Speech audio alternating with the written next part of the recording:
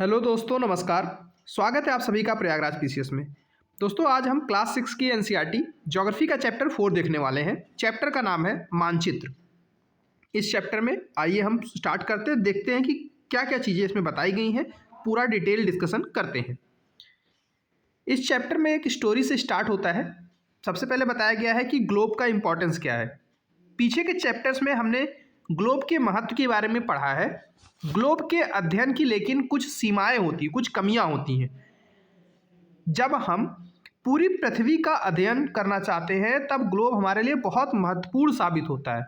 लेकिन जब हम पृथ्वी पे केवल किसी एक भाग जैसे अपने देश या अपने राज्य, जिला, शहर या गांव के बारे में अध्ययन करना चाहते हैं तो ये उतना उपयोगी हमारे लिए नहीं होता है।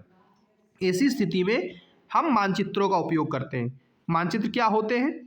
तो मानचित्र पृथ्वी की सतह या इसके एक भाग का पैमाने के आधार से चपटी सतह पर खींचा गया एक चित्र होता है। तो ये डिफिनीशन आप ध्यान रखिएगा कि मानचित्र क्या होता है। तो मानचित्र पृथ्वी की सतह पर या इसके एक भाग का पैमाने के माध्यम से चपटी सतह पर खींचा गया एक चित्र होता है। ठीक है, एक तरह का नमूना होता है। लेकिन एक गोलाकार सतह को पूरी तरह चपटा कर पाना संभव नहीं होता है, इसलिए इसमें बहुत सारे अप्रॉक्सीमेशंस होते हैं। मानचित्र हमारी विभिन्न ज़रूरतों के लिए आवश्यक होता है। कुछ मानचित्र एक छोटे से क्षेत्र को तथा कुछ तथ्यों को दर्शाते हैं। दूसरे मानचित्र एक बड़ी किताब की तरह तथ्य भी हो सकते हैं। जब बहुत सारे मानचित्रों को एक साथ रख दिया जाता है तो जो किताब बनती है उसे एटलस कहा जाता है। ठीक है, उसके बाद एटलस विभिन्न प्रकार के तथा अलग अलग पैमानों से खींची हुई मानचित्रों के आधार पर बनाई जाती है। मानचित्रों में से एक ग्लोब की अपेक्षा हमें ज़्यादा जानकारी प्राप्त हो सकती है या हो जाती है, क्योंकि वो स्पेसिफिक चीज़ों के बारे में हमें बताती है। मानचित्र विभिन्न प्रकार के होते हैं, जैसे इनके कुछ प्रकार नीचे वर्णित हैं। अब हम मानचित्र के विभिन्न प्रकारों के बारे में देखेंगे, जैसा चैप्टर में बताया गया है। पहला मानचित्र होता है भौतिक मानचित्र, जिसे फिजिकल मानचित्र भी कहते हैं। पृथ्वी की प्राकृतिक आकृतियों जैसे पर्वत, पठार, मैदान, नदियों, महासागरों इत्यादि को दर्शाने वाले मानचित्र को भौतिक या उच्चावच मानचित्र कहा जाता है। वहीं पे दूसरा होता है राजनीतिक मानचित्र यानी पॉलिटिकल मैप। इसके अंतर्गत हम राज्यों, नगरों, शहरों, गांवों तथा विश्व के विभिन्न देशों व राज्यों तथा उनकी सीमाओं को दर्शाने के लिए प्रयोग करते हैं। ऐसे मानचित्र को राजनीतिक मानचित्र कहा जाता है। उसके बाद होता है थीमेटिक मानचित्र। कुछ मानचित्र विशेष जानकारियों को प्रदान करने के लिए बनाए जाते हैं, जैसे सड़क मानचित्र, वर्षा मानचित्र, वन या उद्योग मानचित्र। इन वितरणों को दिखाने वाले मानचित्र को थीमेटिक मानचित्र कहा जाता है। जो पर्टिकुलर किसी एक चीज़ को दिखाते हैं, एक जैसी चीज़ों को दिखाते हैं, उन्हें थीमेटिक मानचित्र कहा जाता है। इन मानचित्रों में दी गई सूचना के आधार पर उनका उचित नामकरण किया जाता है। उसके बाद आपको ध्यान रखना है, मानचित्र के 3 महत्वपूर्ण घटक होते हैं। कौन कौन से?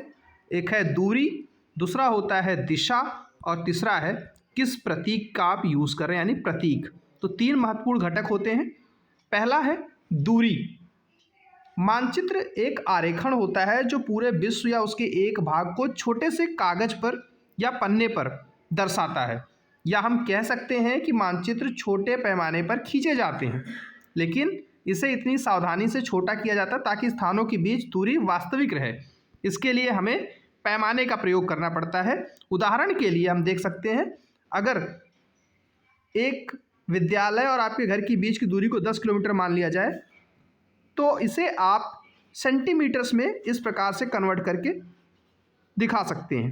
ठीक है, यहाँ पे समझाया गया है, बहुत ही बेसिक बात है। उसके बाद यहाँ बताया कि जब बड़े क्षेत्रफल वाले भागों जैसे महाद्वीप या देशों को कागज पर दिखाना होता है तब हम लोग छोटे पैमाने का उपयोग करते हैं। उदाहरण के लिए मानचित्र पर मानचित्र पर 5 सेंटीमीटर स्थल के 500 किलोमीटर को दर्शाता है।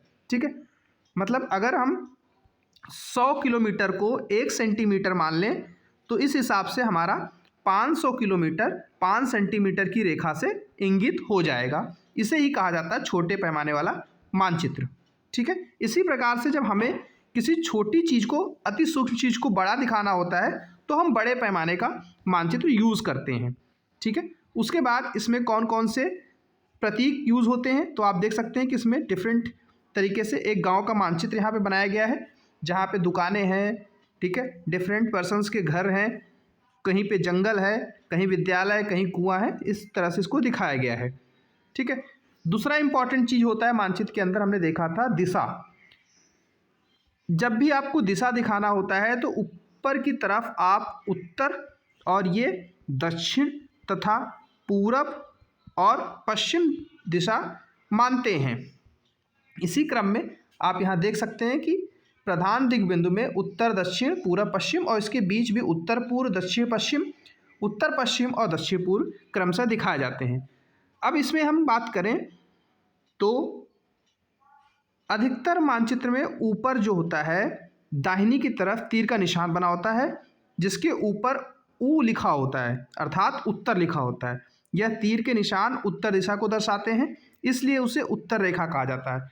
इसी प्रकार दक्षिण की दिशा वाली रेखा को दक्षिण रेखा कहा जाता है। तो इन चार मुख्य दिशाओं उत्तर दक्षिण पूर्व पश्चिम को दिखाया जाने वाले बिंदुओं को प्रधान दिग्बिंदु कहे जाते हैं।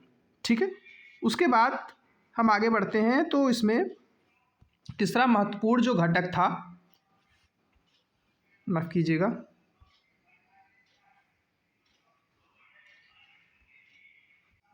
तीसरा महत्वपूर्ण घटक है प्रतीक।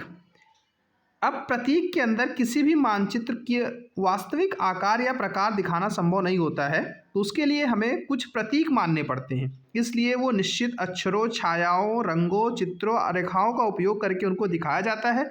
ये प्रतीक कम स्थान में अधिक जानकारी प्रदान करते हैं, ये इनकी विशेषता होती है। जैसे आप यहाँ पे देख सकते हैं, रेलवे लाइन दिखाने के लिए ये सिग्नल यूज़ किया गया है, सड़कों के लिए ये सिग्नल, सीमा के लिए डॉटेड लाइंस, नदी, कुआं, तालाब इत्यादि के लिए साइन यूज़ किए जाते हैं। ऐसे क्रमशः यहाँ पे दिए हुए हैं। इसके अलावा अगर हम बात करें, मानचित्रों की एक विश्वव्यापी भाषा होती है जिसे सभी आसानी से समझ सकते हैं। इन प्रतीकों का उपयोग एक संबंध में अंतर्राष्ट्रीय सहमति है, मतलब विश्व के सभी लोग इन प्रतीकों पर सहमति व्यक्त करते हैं। ये जो प्रतीक होते हैं ये ऋण प्रतीक कहे जाते हैं। कुछ ऋण प्रतीक चित्र 4.3 में दिखाए गए हैं।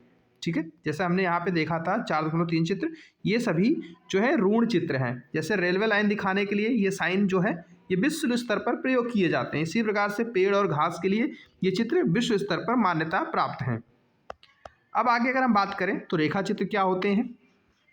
रेखा चित्र एक आरेखण है जो पैमाने पर आधारित न होकर के याददाश्त और स्थानीय प्रेक्षण के ऊपर बेस्ड होता है, आधारित होता है। कभी कभी किसी क्षेत्र के एक कच्चे आरेखण की आवश्यकता होती है वहाँ के एक स्थान को दूसरे स्थान के सापेक्ष दिखाने के लिए। ठीक है, यहाँ पे बताया गया है, मान लीजिए कि आप अपने मित्र के घर जाना चाहते हैं लेकिन आपको रास्ते की जानकारी नहीं है।